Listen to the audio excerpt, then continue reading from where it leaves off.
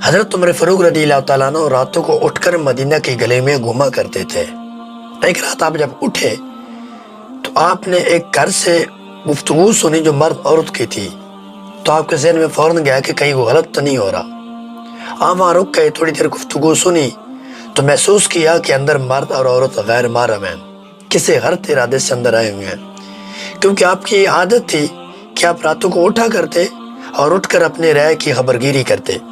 کہیں پہ کوئی یتیم بے آسرا تو نہیں ہے، کوئی غریب لاچار بھوکا تو نہیں سو رہا، کسی کو پریشانی مصیبت تو نہیں ہے، اس لیے آپ راتوں کو اٹھ کر مدینہ کی گلیوں کا چکر لگایا کرتے تھے۔ تو اس نے جب چکر لگایا تو اس گھر کے قریب کھڑے ہو کر جب سنا تو پتہ چلا کہ اندر ایک مرد اور عورت ہیں، غیر محرم ہیں، کسی برے ارادے سے آئے ہوئے ہیں۔ تو آپ نے کیا کیا، آپ نے دیوار کو پھیلانگا اور اندر چلے گئے۔ جب اندر جاتے ہیں تو اپنی آنکھوں سے دیکھ لیتے ہیں واقعی مرد عورت ہیں اور واقعی وہ دونوں غیر محرم ہیں۔ تو جب یہ دیکھا تو اس وقت اس مرد کو تنبیہ کی کہ تم کس ارادے سے یہاں پہ آئے ہو، میری حکمرانی کے اندر تمہیں شرم نہیں آتی ایسا کام کرتے ہوئے کہ تم ارادہ بد لے کر یہاں پہ آئے ہو؟ تو اس وقت اس مرد نے ایک بات کہی کہ حضرت عمر فاروق رضی اللہ تعالیٰ عنہ حیران ہو گئے سن کر۔ وہ کہنے لگا، اے عمر، میں تو گناہ کرنے والا ہوں لیکن تم 3 گناہ کر چکے ہو۔ حضرت عمر رضی اللہ تعالیٰ عنہ جب سنتے ہیں تو حیران ہو جاتے ہیں کہ میں نے کون سے 3 گناہ کیے ہیں؟ تو پوچھا، بتا تو صحیح میں نے کون سی 3 گناہ کیے ہیں؟ تو وہ کہنے لگا کہ اللہ رب العزت نے قرآن مجید میں یہ ارشاد فرمایا، وَلَا تَجَسَّسُوا، کہ تم تجسس نہ کیا کرو۔ آپ نے تجسس کیا اور میرے بند گھر کے اندر آپ نے مجھے دیکھا ہے۔ فرمایا کہ دوسرا گناہ یہ کیا ہے کہ قرآن مجید کے اندر اللہ تعالیٰ نے ارشاد فرمایا ہے وَأْتُوا الْبُيُوتَ مِنْ أَبْوَابِهَا، کہ جب گھروں میں داخل ہوں تو دروازے سے داخل ہوا کرے۔ آپ نے قرآن کی خلاف ورزی کی اور آپ دروازہ چھوڑ کر میری دیوار پھیلانگ کر میرے گھر میں تشریف لائے۔ یہ دوسرا گناہ آپ نے کیا۔ اور فرمایا تیسرا گناہ جو آپ نے کیا، قرآن مجید میں اللہ تعالیٰ نے ارشاد فرمایا لَا تَدْخُلُوا بُيُوتًا غَيْرَ بُيُوتِكُمْ حَتَّى تَسْتَأْنِسُوا وَتُسَلِّمُوا عَلَىٰ أَهْلِهَا۔ فرمایا کہ جب تم کسی کے گھر میں داخل ہونا چاہو تو بغیر اجازت داخل نہ ہونا، بلکہ اہل خانہ کو سلام کر کے گھر میں داخل ہونا۔ تو آپ بغیر اجازت آئے، سلام نہیں لیا، 3 گناہ تو آپ کر چکے ہیں۔ حضرت عمر فاروق رضی اللہ تعالیٰ عنہ جب یہ سنا تو دل میں کہنے لگے، ہاں بات تو اس کی سچی ہے، میں نے یہ 3 گناہ تو کیے ہیں۔ تو آپ اس سے فرمانے لگے، اے بندے خدا، اگر تو میرے ساتھ یہ وعدہ کرتا ہے کہ تو آئندہ یہ برائی نہیں کرے گا، گناہ نہیں کرے گا، تو میں تمہیں چھوڑ دیتا ہوں۔ وہ کہنے لگا، ہاں میں آپ سے پکا وعدہ کرتا ہوں میں اس کے بعد یہ برائی نہیں کروں گا۔ تو آپ فرمانے لگے، پھر میری 3 خطائیں ہیں جو تیرے متعلقہ ہیں، حقوق العباد کے متعلقہ ہیں، تو اس سے معافی چاہتا ہوں، مجھے معاف کر دے۔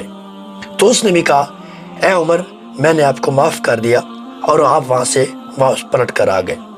حضرت عمر فاروق رضی اللہ تعالیٰ عنہ ایک جری اور نڈر بے باک حکمران تھے۔ آپ کے دور خلافت کے اندر کسی کے مجال نہیں تھی کہ شریعت کو حد کو توڑے، لیکن یہاں دیکھ لے سامنے جرم تھا بھی، سزا دے بھی سکتے تھے، لیکن اپنے گناہوں کی اتنی ندامت تھی کہ اپنی اس سے معافی مانگی اور اس سے وعدہ لیا کہ آئندہ وہ گناہ نہیں کرے گا۔ یہی حضرت عمر رضی اللہ تعالیٰ عنہ ایک دفعہ جا رہے تھے، راستے میں ایک لونڈی خادمہ کھڑی تھی، اس کے پاس کوئی برتن تھا، رو رہی تھی۔